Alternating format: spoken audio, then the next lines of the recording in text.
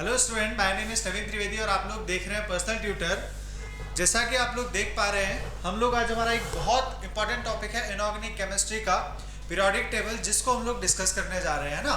तो बहुत ही important topic है। हम लोग किसी भी केमिस्ट्री में जब भी हम लोग किसी भी कंपटीशन एग्जाम्स के बारे में बात करेंगे, चाहे वो आपका जेई हो, चाहे वो आपका नीट हो, चाहे जेट हो, आईसीआर हो, दुनिया भर के एग्जाम्स जो होते हैं जिसमें केमिस्ट्री आपका सब्जेक्ट एज ए सब्जेक्ट आ रहा है, तो उसमें इनऑर्गेनिक केमिस्ट्री का सबसे बेसिक चैप्टर है आपका पीरियोडिक टेबल, है ना।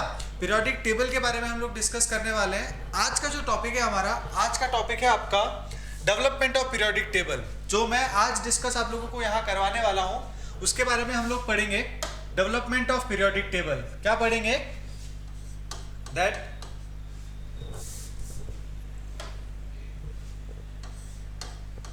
डेवलपमेंट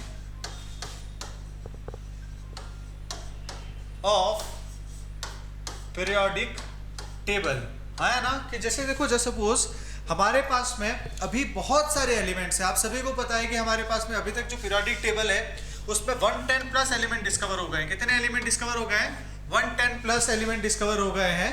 लेकिन स्टार्टिंग में जब आपका इनऑर्गेनिक केमिस्ट्री स्टार्ट हुआ, या फिर जब लोगों ने एलिमेंट्स के बारे में पढ़ना शुरू किया, तो उस समय ना तो हमारे पास में एक बहुत अच्छी टेबल थी और न ही इतने सारे एलिमेंट डिस्कवर थे, है ना।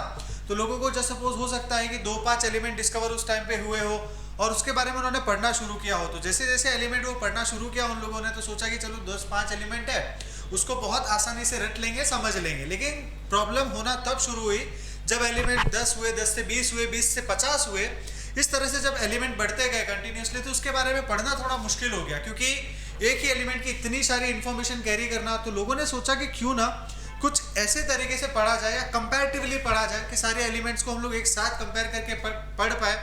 तो उसके लिए शुरू हुआ हमारा डेवलपमेंट ऑफ पीरियोडिक टेबल, कि वो एलिमेंट को क्लासिफाई करके और एलिमेंट को अलग अलग तरह से क्लासिफाई करके कुछ टेबल फॉर्म में बना के कुछ इस तरह से पढ़ा जाए, जिससे सब एलिमेंट्स के बीच में कुछ रिलेशन निकाल के फिर पढ़ा जाना चाहिए, है ना। तो सबसे पहले इसी के बारे में हम लोग आज बात करने वाले। जो साइंटिस्ट जो थे जिन्होंने इसके ऊपर काम किया, क्या क्या चीज़ें बताई, क्या क्या चीज़ें नहीं बताई, तो उसके बारे में ही हम लोग बात करने वाले हैं। तो यहाँ पे जो सबसे पहले साइंटिस्ट के बारे में जिसके हम लोग बात करेंगे, उसका नाम था लेवोशियर। क्या नाम था आपका? एक साइंटिस्ट था जिसको नाम था लेवोशियर। और उन्होंने ऐसा कहा कि जो आपके एलिमेंट स्टार्टिंग में जो डिस्कवर हुए हैं वो 2 टाइप के हो सकते हैं। कौन कौन से हो सकते हैं? एक तो हो सकता है आपका मेटल्स और एक होगा आपका नॉन मेटल्स। पहला होगा मेटल्स और दूसरा उन्होंने बोल दिया था क्या होगा आपका? नॉन मेटल होगा। क्या होगा? नॉन मेटल होगा। अब ये सारी चीजें उन्होंने बोल दी कि एक होगा भैया मेटल और दूसरा होगा नॉन मेटल।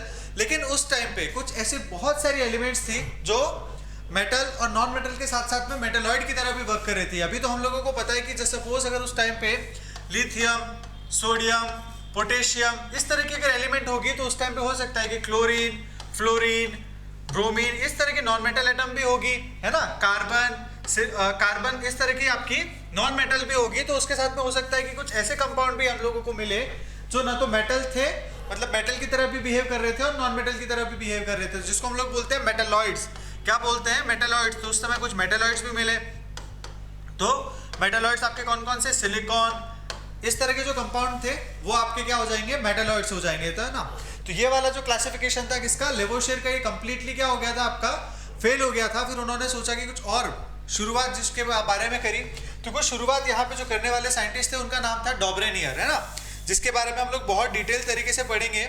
डॉब्रेनियर वो साइंटिस्ट थे जिन्होंने हम लोगों को जो एक और क्लासिफिकेशन दिया, और आप लोग बहुत अच्छे से उसके बारे में परिचित है कि वो जो साइंटिस्ट जो सारी चीजें उन्होंने बताई। तो डॉब्रेनियर ने आपको क्या बताया था कि डॉब्रेनियर ने आपको कुछ ट्राइड्स दिए थे। क्या दिए थे? कुछ ट्राइड्स दिए थे। मतलब ट्राइड्स का मतलब क्या होगा कि उन्होंने 3-3 एलिमेंट का कुछ ऐसा सेट बनाया। उन्होंने 3-3 एलिमेंट का ऐसा सेट बनाया, जैसे सपोज 3 सेट। डॉब्रेनियर में साइंटिस्ट थे आपके डॉब्रेनियर, और डॉब्रेनियर ने कुछ इस तरह के डॉब्रेनियर्स ट्राइड्स कि 3-3 एलिमेंट का ऐसा सेट बनाया उन्होंने। उसमें ऐसे उन्होंने बोला कि जैसे सपोज आपके 3 एलिमेंट है ए, बी और सी। तो अकॉर्डिंग टू डॉब्रेनियर, एलिमेंट ए और एलिमेंट सी का जो एटॉमिक मास है, उसका जो एटॉमिक मास होगा ए प्लस सी के एटॉमिक मास का जो एवरेज है वो एटॉमिक बी के एटॉमिक मास के इक्वल या फिर उसके नियर बाय इक्वल होना चाहिए, है ना। तो उसने क्या बोला डॉब्रिनियर ने कि भैया एलिमेंट फर्स्ट और एलिमेंट थर्ड का जो एटॉमिक मास है वो एटॉमिक मास का जो एवरेज होगा वो बी के इक्वल होगा। तो इस बेसिस पे डॉब्रिनियर ने कुछ ट्राइड्स बनाए। कुछ ट्राइड्स किस किस तरह थे, एक आपका था लिथियम, सोडियम और पोटेशियम, एक ट्राइड आपका ये हो गया था। दूसरा ट्राइड आपका था बेरिलियम, मैग्नीशियम और कैल्शियम। एक ट्राइड आपका था क्लोरीन, ब्रोमीन और आयोडीन। एक आपका था सल्फर, सेलेनियम और टेल्यूरियम। एक आपका ये ट्राइड्स भी दो और बना रखे थे उसमें कि कुछ इस तरह से उन्होंने ट्राइड बना के आपको ये चीजें बताई। लेकिन उसके बाद में जब आप इसको चीजें डिस्कस कर रहे थे तो डॉब्रिनियर के ट्राइड भी आपके कंप्लीट नहीं हो पा रहे थे। तो कुछ और साइंटिस्ट थे जिन्होंने इसके बारे में आगे सोचना इसको जारी रखा और उस साइंटिस्ट का नाम था आपका न्यूलैंड। क्या नाम था? Newland octave rule. एक साइंटिस्ट थे जिनका नाम था न्यूलैंड। क्या नाम था? न्यूलैंड। तो उस साइंटिस्ट के बारे में हम लोग डिस्कस करते हैं। न्यूलैंड ने क्या बोला कि न्यूलैंड ने अपना ऑक्टेव रूल दिया था। क्या रूल दिया था? Newlands octave rule. जो दूसरे साइंटिस्ट थे जिन्होंने क्लासिफिकेशन पे अपनी बात रखी उसका नाम था Newland octave rule. Newland octave rule. According to the Newlands octave rule उन्होंने ये बोला कि दैट एवरी फर्स्ट एलिमेंट की, जैसे सपोज उन्होंने कुछ ऐसे 8 एलिमेंट के ऐसे ग्रुप बनाए। जैसे हम लोग संगीत में 7 सुर होते हैं, जैसे सा रे ग म प ध नी के बाद जैसे सा रिपीट होता है, उसी तरह से उन्होंने बोला that every 8th element shows periodicity towards it first element की। जैसा फर्स्ट एलिमेंट है वैसा का वैसा सेम टू सेम उसकी प्रॉपर्टी कौन शो करेगा? 8th एलिमेंट शो करेगा। न्यूलैंड तब तक थोड़े सक्सेसफुल हुए। क्यों सक्सेसफुल हुए? क्योंकि तब तक आइडियल गैसेस डिस्कवर नहीं हो रखी थी। जैसे सपोज जैसे एग्जांपल देख लेते हैं हम लोग। यहाँ पे लिथियम है, lithium, beryllium, boron, carbon, nitrogen, oxygen और फ्लोरीन। और फ्लोरीन के बाद में क्या था कि नियॉन आपका डिस्कवर नहीं हुआ है, आइडियल गैस डिस्कवर नहीं हुई है। तो लिथियम के बाद में आ जाएगा सोडियम, बेरिलियम के बाद में आ जाएगा मैग्नीशियम। तो यहाँ पे लिथियम की प्रॉपर्टी और मैग्नीशियम की प्रॉपर्टी क्या थी? लगभग सेम थी। बेरिलियम और मैग्नीशियम आपको पता ही है, हम लोग को मॉडर्न पीरियोडिक टेबल आज हम लोग जानते हैं बहुत अच्छे से। तो लिथियम और सोडियम आपका अल्कली मेटल्स होते हैं और बेरिलियम और मैग्नीशियम आपकी क्या होती है? अल्कली अर्थ मेटल्स होती है, है ना। तो ये अल्कली अर्थ मेटल्स, ये अल्कली मेटल्स। तो according to the Newland octave rule क्या था कि कुछ इस तरह से काफी चीजें उनकी मैच कर रही थी। क्यों मैच कर रही थी? क्योंकि तब तक आइडियल गैसेस डिस्कवर नहीं हुई थी। जैसे ही आइडियल गैसेस डिस्कवर हुई उसके बाद में दिक्कत होना शुरू हो गया था। तो उसके बाद में न्यूलैंड के ऑक्टेव रूल को भी हम लोग नहीं समझेंगे। अब यहाँ पे आप छोटा सा कंफ्यूज हो सकते हैं न्यूलैंड ऑक्टेव रूल और लुईस के ऑक्टेट रूल के बारे में, है ना। तो ये ऑक्टेव रूल सिर्फ क्या है? That every first element shows periodicity towards its 8th element. और ऑक्टेव रूल में क्या था? ऑक्टेव रूल में ये होता है दैट आउटर मोस्ट शेल में कोई भी एलिमेंट जो है वो अपने आउटर मोस्ट शेल में क्या चाहेगा कि उसके आउटर मोस्ट शेल में कितने इलेक्ट्रॉन कंप्लीट हो जाए? 8 इलेक्ट्रॉन कंप्लीट हो जाए ना। ये लुईस का ऑक्टेट रूल था। चलिए, तो ये लुईस के न्यूलैंड के ऑक्टेव रूल के बारे में डिस्कस कर लिया था। अब ऐसे 2 साइंटिस्ट थे जिन्होंने आगे क्लासिफिकेशन में अपना योगदान दिया, अपना कंट्रीब्यूशन दिया। पहले साइंटिस्ट थे जिनका नाम था लोदर मेयर। क्या नाम था? जिनका नाम था लोदर मेयर, जिसका नाम था लोदर मेयर। क्या नाम था आपका?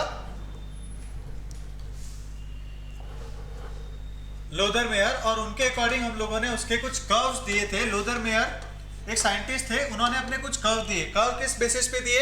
Atomic volumes. किसके बेसिस पे? Atomic volumes versus atomic mass के बेसिस पे, है ना। उसके बाद में उन्होंने कुछ इस तरह से ग्राफ बनाए यहाँ पे और उस ग्राफ के बेसिस पे उन्होंने बोला कि जैसे सपोज जो सबसे टॉप पे जो एलिमेंट्स आ रहे हैं वो आ रही है आपके अल्कली मेटल्स। कौन सी आ रही है? अल्कली मेटल्स, जिसको हम लोग यहाँ पे सोडियम, लिथियम, सॉरी यहाँ लिथियम लिख लेता हूँ मैं इसको, लिथियम आ रही है यहाँ पे सोडियम आ रही है, पोटेशियम आ रही है। कुछ इस तरह से एलिमेंट आ रहे थे। तो उन्होंने बोला कि जो टॉप पे जितने भी सारे एलिमेंट्स आ रहे हैं वो सारे सेम होंगे, जो मिडल में जो एलिमेंट आ रहे हैं वो सारे सेम होंगे, मतलब सेम प्रॉपर्टी शो करेंगे। और जो सबसे नीचे जो एलिमेंट आ रहे हैं वो भी आपकी प्रॉपर्टी क्या करेंगे? एक जैसी शो करेंगे, है ना। तो लोदर मेयर की कर्व कुछ हद तक तो काफी हद तक बहुत अच्छा क्लासिफिकेशन था उनका, बट अपने को बहुत कर्व्स और एटॉमिक वॉल्यूम्स और एटॉमिक मासेस के बीच में सारी चीजें डिस्कस करनी थी। उनके बाद में एक बहुत अच्छे साइंटिस्ट थे जिनके नाम था मेंडलीव। मेंडलीव ने इसके बारे में अपने को समझाया। मेंडलीव ने एक चीज बोली यहाँ पे, जैसे देखो हम लोग यहाँ पे सारी बात कर लेंगे किसके बारे में? आपका न्यूलैंड ऑक्टेव रूल के बारे में। लेकिन जो मेंडलीव की पीरियोडिक टेबल थी, एक साइंटिस्ट थे जिनका नाम था मेंडलीव, और मेंडलीव ने कुछ बोला कि जितने भी सारे एलिमेंट होते हैं, that all the elements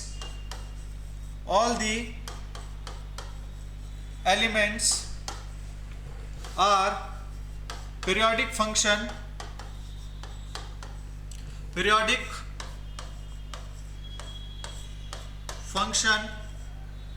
of their atomic masses,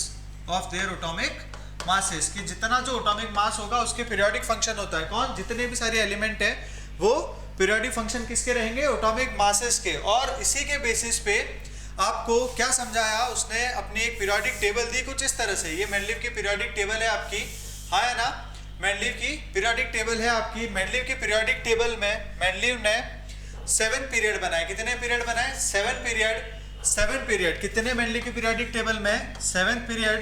और उसने ग्रुप बनाए 8th ग्रुप। कितने ग्रुप? 8th group. और 8th ग्रुप को उसने कुछ इस तरह से डिवाइड किया कि फर्स्ट से लेके 7 तक जो ग्रुप थे उसको उसने different, first A first B, इस तरह से उसने ए और बी दो अलग अलग ग्रुप्स में उसने डिवाइड किया। और जो 8th वाला ग्रुप था, 8th वाला ग्रुप जो आपको नजर आ रहा है, देखो यहाँ पे जो 8th वाला ग्रुप है इसमें से 3 सब ग्रुप बनाए इस तरह से, है ना। ये 3 सब ग्रुप बनाए इसने, ये 3 ग्रुप। तो मेंडलीव का पीरियोडिक टेबल थी आपकी। अब ये मेंडलीव की पीरियोडिक टेबल, अब मेंडलीव के बारे में बहुत डिटेल से तरीके से हम लोग बात करेंगे कि मेंडलीव ने क्या सारी चीजें बताई, मेरिट्स और डीमेरिट्स के बारे में बात करेंगे मेंडलीव के। तो सबसे पहला मेरिट जो मेंडलीव ने सबसे इंपॉर्टेंट चीज बताई कि अगर पूरे क्लासिफिकेशन को अगर टेबल में लाने का जो क्रेडिट है, अगर वो हम लोगों को देना है तो वो किसको देना है? मेंडलीव को देना है। कि टेबल फॉर्म में लाने का जो क्लासिफिकेशन, पूरे क्लासिफिकेशन को टेबल फॉर्म में लाने का जो क्रेडिट है वो आप मेंडलीव को देंगे, सबसे फर्स्ट। दूसरी बात, मेंडलीव ने कुछ ऐसे एलिमेंट में से स्पेशली उन्होंने लिख रखा है कि कौन कौन से, गैलियम और जर्मेनियम। मतलब जब वो पीरियोडिक टेबल आपकी बना रहा था, पीरियोडिक टेबल बनाने के टाइम पे उसने क्या किया कि कुछ प्लेसेस उसने खाली छोड़ दिए थे। जैसे सपोज देखो कि कुछ प्लेसेस है, जैसे यहाँ गैलियम है और जर्मेनियम है ना। गैलियम और जर्मेनियम कुछ प्लेसेस उसने खाली छोड़ दिए थे, उनकी प्रॉपर्टीज सारी बता दी थी कि इसका एटॉमिक वेट इतना होगा, एटॉमिक मास इतना होगा। वो जबकि वो एलिमेंट डिस्कवर ही नहीं हुआ था। लोगों ने उससे पूछा कि भैया आप क्या बता रहे हो, तो उन्होंने बोला कि भैया ये एलिमेंट है, इसकी प्रॉपर्टीज भी ऐसी ऐसी होगी, बट अभी तक हम लोग इसको डिस्कवर नहीं कर पाए हैं ना। तो अपने बिल्कुल सक्सेस के 7वें आसमान पे मेंडलीव कि कुछ ऐसी सारी चीजें भी बता रहे थे और उन्होंने उसका नाम दिया। जैसे गैलियम का उन्होंने नाम दिया था, गैलियम का नाम दिया था उसने एका एल्यूमिनियम। क्या नाम दिया था? एका एल्यूमिनियम। और जर्मेनियम का नाम दिया था उसने एका सिलिकॉन। क्या नाम दिया था? एका सिलिकॉन। ये दो नाम आपके दो उन्होंने एलिमेंट बता दिए थे। उसके बाद में मेंडलीव ने और भी बहुत सारी चीजें बोली, और भी बहुत सारी चीजें क्या बोली उन्होंने कि जस्ट सपोज अगर कोई भी मेटल, मतलब कोई भी मेटल, सॉरी अल्कली मेटल्स, कौन सी? Alkali metals whenever react with oxygen, अगर ऑक्सीजन के साथ में रिएक्ट करेगी तो वो M2O टाइप के ऑक्साइड्स बनाएगी। कैसे ऑक्साइड्स बनाएगी? M2O टाइप के ऑक्साइड्स बनाएगी। Whenever alkali earth metals, alkali earth metals react with oxygen, ये एमओ टाइप के ऑक्साइड्स बनाएगी। कैसे ऑक्साइड्स बनाएगी? एमओ टाइप के ऑक्साइड्स बनाएगी। उन्होंने कुछ और चीजें बोली कि लाइक जो मेटल ऑक्साइड्स होंगे वो जनरली बेसिक होंगे नेचर में। कैसे होंगे? जनरली बेसिक होंगे नेचर में। और नॉन मेटल ऑक्साइड्स जो होंगे वो आपके क्या होंगे? Generally basic in nature, generally basic in nature. Nature में कैसे होंगे? आपके बेसिक होंगे। उसके बाद में उन्होंने ये बोला कि नॉन मेटल ऑक्साइड्स जो होंगे वो मैक्सिमम, मतलब जनरली वो भी क्या होंगे? एसिडिक होंगे नेचर में। कैसे होंगे? एसिडिक होंगे। अब जब मेंडलीव की इतनी सारी बातें हो रही थी, इतनी सारी चीजें हो रही थी मेंडलीव के बारे में, तो जायज सी बात है कि कुछ कमियां भी थी मेंडलीव की पीरियोडिक टेबल की। क्या थी? कुछ कमियां भी थी मेंडलीव की पीरियोडिक टेबल की।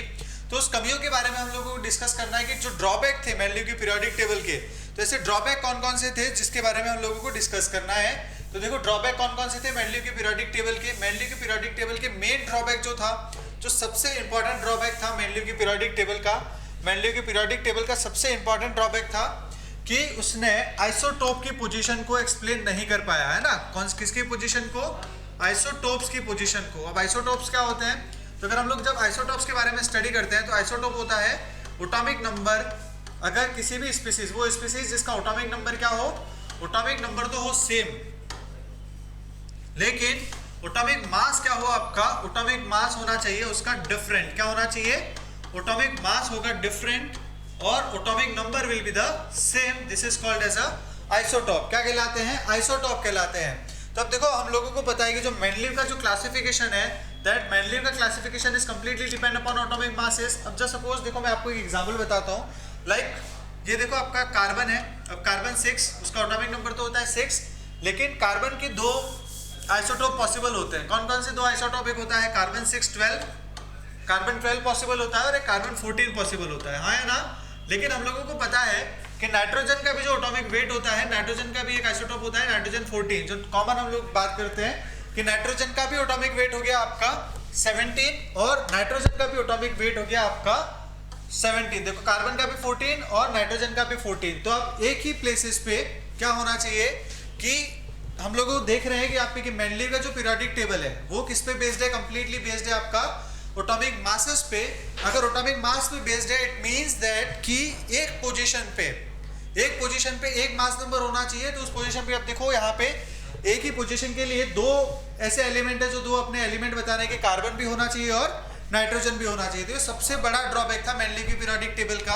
आफ्टर दैट हम लोग जब डिस्कस करते हैं मेंडलीव की पीरियोडिक टेबल के ड्रॉबैक्स के बारे में, तो अगेन दूसरा ड्रॉबैक आपका था मेंडलीव का कि मेंडलीव की पीरियोडिक टेबल में मेंडलीव ये कभी एक्सप्लेन नहीं कर पाया। उसने ये बता तो दिया था कि जितने भी ग्रुप में एलिमेंट होते हैं वो सारे के सारे प्रॉपर्टीज सेम शो करते हैं ना, सेम प्रॉपर्टी होती है उनकी।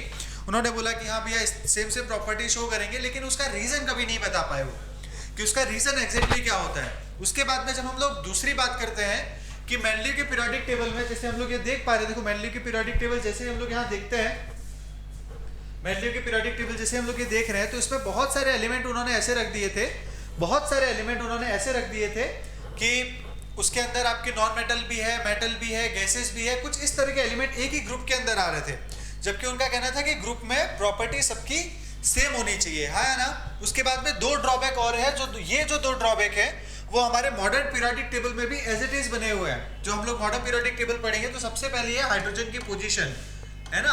हाइड्रोजन की जो पोजीशन है, पोजीशन हम लोग उसको एटॉमिक नंबर के बेसिस पे और उसके आउटरमोस्ट शेल में प्रेजेंट इलेक्ट्रॉन की वजह से फर्स्ट ग्रुप में रख लेते हैं, लेकिन हाइड्रोजन की पोजीशन को जस्टिफाई नहीं कर पाता है। तो ये मॉडर्न पीरियोडिक टेबल की भी प्रॉब्लम है। और दूसरी बात, हम लोग इनर ट्रांजिशन एलिमेंट को समझा नहीं पाते। किसको नहीं समझा पाते, इनर ट्रांजिशन एलिमेंट को भी हम लोग समझा नहीं पाते। और ये एफ ब्लॉक, जिसको हम लोग इनर ट्रांजिशन एलिमेंट जिसको हम लोग बोलते हैं, इनर ट्रांजिशन ब्लॉक बोलते हैं, यही इनर ट्रांजिशन ब्लॉक आपका क्या कहलाता है, एफ ब्लॉक कहलाता है ना। ये एफ ब्लॉक हो जाएगा आपका। तो इसको एक्सप्लेन नहीं कर पाया था कौन, मेंडलीव, है ना। तो ये बहुत सारी चीजें। अब हम लोग जब नेक्स्ट सेशन में बात करेंगे, तो नेक्स्ट सेशन में हम लोग बात करेंगे मॉडर्न पीरियोडिक टेबल के बारे में, जिसने हेनरी मोजले ने उसके बारे में इन्फॉर्म किया था। तो उसके बाद में पार्ट बाय पार्ट हम लोग जितनी भी सारी चीजें इस चैप्टर में डिस्कस करेंगे आगे, वो आपको पार्ट बाय पार्ट मिलती जाएगी। Thank you so much. Channel को सब्सक्राइब करें, लाइक करें। Thank you so much.